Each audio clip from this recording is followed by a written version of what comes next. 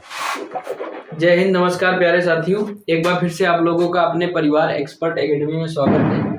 जैसा कि आज हमारा सेशन है मूल विधि यूपीएसआई का, जिसमें हम आप लोगों को पढ़ाएंगे दहेज प्रतिषेध अधिनियम।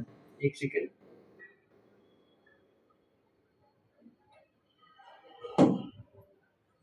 दहेज प्रतिषेध अधिनियम ये जो है 1961 में हुआ था। ये एक्ट है हमारा। इसमें हम लोग 1 शॉट में पढ़ेंगे रिवीजन के तौर पे, एक ही वीडियो में पूरा कंप्लीट जो है। इसमें जितना भी हमारा क्वेश्चन एग्जाम में बनता है वो सारे पढ़ेंगे इसमें। तो इसकी बात करते हैं। ये क्या है, देखो, दहेज प्रतिषेध अधिनियम, दहेज प्रतिषेध अधिनियम 1961। तो इसमें क्या था, ये सबसे पहले क्या हुआ, ये सबसे पहले 1959 में जो है, 1959 में क्या हुआ, लोकसभा में पेश हुआ। लोकसभा में पेश हुआ, लेकिन क्या रहा, विफल रहा। उसके बाद जो है, उसके बाद ये 20 मई 1961 में जो है ये क्या हुआ, पारित हुआ।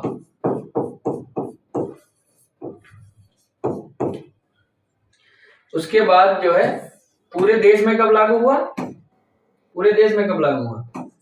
1 जुलाई 1961 जो है पूरे देश में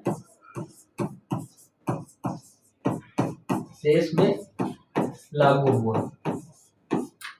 आप लोग साथ में नोट करते चलना, ये 60 नोट्स हैं। उसके बाद जो है इसमें कितनी धाराएं हैं, भाग कितने हैं, भाग एक भी नहीं है इसमें, भाग नहीं है। धाराएं कितनी है,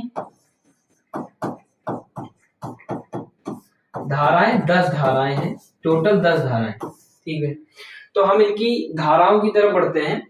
जैसे इसमें पहली धारा है हमारी, पहली धारा में क्या, संक्षिप्त नाम और विस्तार क्षेत्र दिया गया। प्रारंभ कब से हुआ, अभी हमने बताया कब से प्रारंभ हुआ, 1 जुलाई 1961 से। क्या हुआ, प्रारंभ हुआ, 1 जुलाई 1961 से प्रारंभ हुआ। और इसके बाद दहेज की परिभाषा इसमें बताई गई। दहेज की परिभाषा इसमें 3 कंडीशन है। कितनी कंडीशन है, 3 स्थिति। कौन कौन सी, पहली, विवाह के पहले,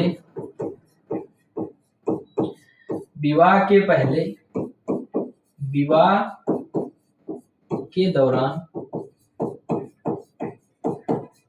और विवाह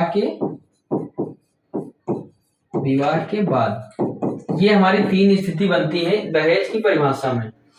तो उसके बाद धारा नंबर 3 क्या कहती है, धारा नंबर 3 कहती है दहेज देने या दहेज लेने के लिए शास्ति मतलब दंड।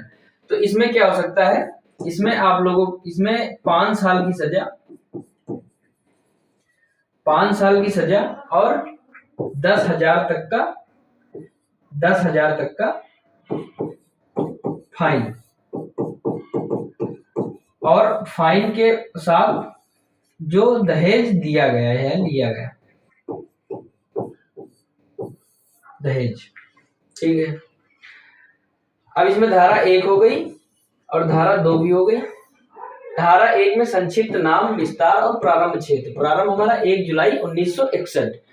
दहेज की परिभाषा में दिया गया 3 स्थिति, विवाह के पहले और विवाह के दौरान और विवाह के बाद।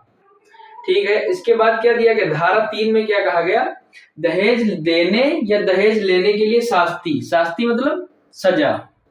इसके बाद धारा 4 पढ़ते हैं। धारा 4 में कहा गया दहेज मांगने के लिए शास्ति। दहेज मांगने के लिए शास्ति यानी कि इसमें क्या है, दहेज अगर डिमांड की गई, यानी कि लड़के पक्ष से दहेज की डिमांड की गई है, तो इसके लिए क्या सजा हो सकती है, इसमें 6 मंथ से लगा के 2 साल तक की सजा हो सकती है, और इसमें क्या है 5,000 तक का फाइन। यानी कि दहेज मांगने के लिए भी, और इसमें एक नोट कर लेना, यहाँ पे नोट कर लेना धारा, यहाँ पे नोट कर लेना, यहाँ पे धारा 4 का बी, ठीक है,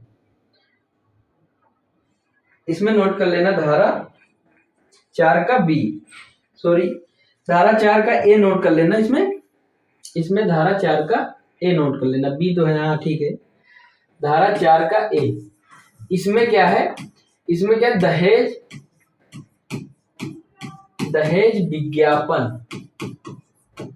विज्ञापन पर रोक। देखा होगा अखबार में कभी कभी न्यूज आती है, उसमें लिखा रहता है कि आप हमारी बेटी से शादी कर लीजिए, हम आपको जो है 10 बीघा जमीन या 100 एकड़ जमीन या फिर गाड़ी बंगला आपको दे देंगे। तो ये क्या बता रहा है, दहेज विज्ञापन पर रोक। आप विज्ञापन नहीं निकलवा सकते, जो अखबार में जो निकलवाया जाता है उसमें क्या यही बताया गया कि आप दहेज पे विज्ञापन नहीं निकाल सकते, ठीक है। अब धारा 5 क्या कहती है, दहेज देने या लेने के लिए किए गए करार जितने भी होंगे सब शून्य होंगे। यानी कि दहेज देने या लेने के लिए किए गए करार जो सारे शून्य होंगे। अब अगला बढ़ते हैं धारा 6 की तरफ। धारा 6 हमारी क्या कहती है, दहेज जो होगा वो किसके लिए होगा, पत्नी या उसके बच्चों के लिए। यानी कि दहेज जो होगा पत्नी या उसके वारिसों के फायदे के लिए होगा। यानी कि जो पत्नी है और उसके बच्चे हैं वारिस, उनके लिए दहेज होगा। और धारा 7 क्या कहता है, अपराधों का संज्ञान। इसमें भी जो है 3 तरीके, देखो, ठीक है। अपराधों का संज्ञान कौन लेगा, धारा 7 में कहता है अपराधों का संज्ञान कौन लेगा। इसमें होगा जो क्या होता है, जो इसमें जो एक अधिकारी होता है, स्टेट गवर्नमेंट नियुक्त करती है। इसमें क्या होगा, प्रथम श्रेणी, लिख लेना प्रथम श्रेणी, इसमें लिख लेना प्रथम श्रेणी का न्यायाधीश संज्ञान इसके अंडर में जाएगा, ठीक है।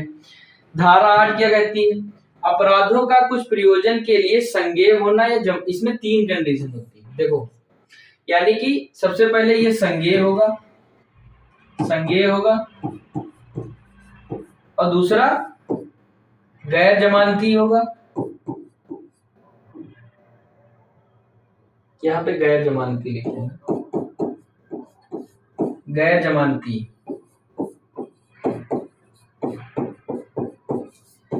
जमानती होगा। तीसरा असमनीय होगा, यानी कि यानी कि क्षमा माफी कुछ नहीं चलेगी इसमें, ठीक है। ये हो गई हमारी धारा 8। क्या कहती है, जो अपराध का प्रयोजन यानी कि संज्ञेय होगा, गैर जमानती होगा और क्या असमनीय होगा। अगला देखते हैं धारा 8A। पहले धारा 8A पढ़ते हैं। कुछ मामलों में सबूत का भार जो होगा वो किस पे होगा, स्वयं पर होगा, ठीक है। और कौन से मामले, यानी कि जिसके ऊपर धारा 3 या धारा 4 लगती है। धारा 3 और 4 क्या कहती है, धारा 3 और 4 क्या, दहेज लेने और देने के मामले में दहेज मांगने के लिए जिसके ऊपर ये धाराएं लगती हैं उसका क्या होगा, सबूत का भार किस पे होगा, स्वयं पर होगा, ठीक है। उसके बाद धारा 9, पहले धारा 8B भी पढ़ लेते हैं। दहेज प्रतिषेध अधिकारी, जो दहेज प्रतिषेध अधिकारी होगा इसकी नियुक्ति कौन करेगा, स्टेट यानी कि राज्य। जो इसमें अधिकारी होगा इसकी नियुक्ति कौन करेगा, अपॉइंटमेंट राज्य करेगा। ये 8A हो गया, B हो गया। धारा 9 पढ़ते हैं, नियम बनाने की शक्ति। नियम बनाने की शक्ति किसके पास होगी, यहाँ पे भी नियम बना सकता है स्टेट यानी कि राज्य। स्टेट हमारा नियम बना सकता है, ठीक है। और धारा 10 क्या कहता है, राज्य सरकार के नियम बनाने की शक्ति, यानी कि धारा 10 में कहता है देखो राज्य सरकार की नियम बनाने की शक्ति, यानी कि नियम बनाने की शक्ति जो होगा मतलब इसमें दी गई है, लेकिन यहाँ पे बताया गया राज्य सरकार ही हमारा क्या नियम बना सकता है। तो इसमें जो है हमारे फिर से एक बार रैपिड रिवीजन कर लेते हैं। रैपिड रिवीजन में दहेज प्रतिषेध अधिनियम कब आया? 1961 में। ये पहली बार लोकसभा में 1959 में लोकसभा में पेश हुआ, लेकिन क्या रहा? विफल रहा। ठीक है, 20 मई 1961 में पारित हुआ। उसके बाद देश में कब लागू हुआ? 1 जुलाई 1961 में इस पूरे देश में लागू हो गया। भाग कितने हैं? 0 भाग हैं, लेकिन धाराएं कितनी हमारी? 10। और पहली धारा क्या कहती है? संक्षिप्त नाम, विस्तार और प्रारंभ। प्रारंभ मतलब 1 जुलाई 1961। दहेज की परिभाषा इसमें दी गई, ठीक है, जिसमें 3 प्रकार की स्थितियां, विवाह के पहले, विवाह के दौरान और विवाह के बाद। ठीक है, दहेज देने या लेने के लिए शास्त्रीय धारा 3 में बताया गया 5 साल की सजा और 10 के तक का फाइन, यानी कि 10 के, यानी कि 10,000 तक का फाइन। और दहेज भी, दहेज मांगने के लिए शास्ती 6 मंथ से 2 ईयर तक का, और इसमें 5 के तक का फाइन। और धारा 4A क्या कहता है? दहेज विज्ञापन पर रोक, यानी कि कोई भी आदमी शादी करने के लिए दहेज विज्ञापन नहीं लगा सकता। धारा 5 क्या कहता है? दहेज लेने या देने के लिए करार जो होंगे वो पूरे शून्य होंगे, उनकी कोई वैल्यू नहीं होगी। अगला देखते हैं धारा 6 क्या कहता है? दहेज जो होगा पत्नी और उसके वारिसों के लिए होगा, ठीक है, उसके वारिसों के फायदे के लिए होगा। धारा 7 क्या कहता है? अपराधों का संज्ञान कौन लेगा? प्रथम श्रेणी का न्यायाधीश, ठीक है। धारा 8 क्या कहता है? अपराधों के कुछ प्रयोजन है, यानी कि अपराधों की प्रयोजन क्या? संज्ञेय है, गैर जमानती और असमनीय, यानी कि इसमें क्षमा माफी नहीं। अगले धारा बढ़ते हैं। धारा 8 क्या कहता है? कुछ मामलों में सबूत का भार स्वयं होगा, जैसे कि धारा 3 और 4 आपके ऊपर अगर लगती है दहेज एक्ट की, तो उस मामलों का भार जो है आपके ऊपर स्वयं होगा। धारा 8 भी क्या कहती है? दहेज प्रतिषेध अधिकारी जो होगा वो स्टेट जो है अपॉइंट करेगी। यहाँ पे नियम बनाने की भी शक्ति किसके पास होगी? स्टेट के पास, ठीक है। धारा 10 क्या कहता है? राज्य सरकार के नियम बनाने की शक्ति, यानी कि वही चीज इसमें बताई गई धारा 10 में कि नियम कौन बना सकता है? हमारे यहाँ राज्य सरकार नियम बना सकती है, ठीक है। तो कैसा लगा ये सेशन? आशा करते हैं आप लोगों को ये सेशन अच्छा लगा होगा। इसमें सारी धाराओं को हमने रैपिड रिवीजन के तरीके से समझा दिया आपको। कोशिश यही रही है कि जितने भी क्वेश्चन हम पढ़ाए हैं आप लोगों के एग्जाम में जो है फंसे इसमें से। तो आज के लिए इतना ही। अब आगे अगला टॉपिक हम इसका पढ़ाएंगे, ठीक है। धन्यवाद। जय हिंद, जय भारत।